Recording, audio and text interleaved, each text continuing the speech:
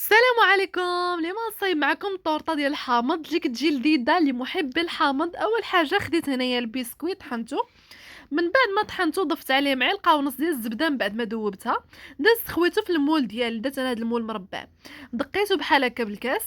خليتو جانبا وخديت نص ليطرو د الحليب مع قشور ديال الحامضة خليتو كيسخن، ودرت هنا بيضة ياغورت ديال الحامض، 3 د المعالق ديال النشا، واحد الفلون ديال الفاني، معلقة مع مرش كبيرة ديال السكر وخلّطت الخليط ديالي وضفت عليه داك الحليب ديالي من بعد ما سخن، غنخلّط عاوتاني هاد الخليط مزيان تيتجانس مع بعضياتو، غنردّو يسخن فوق النار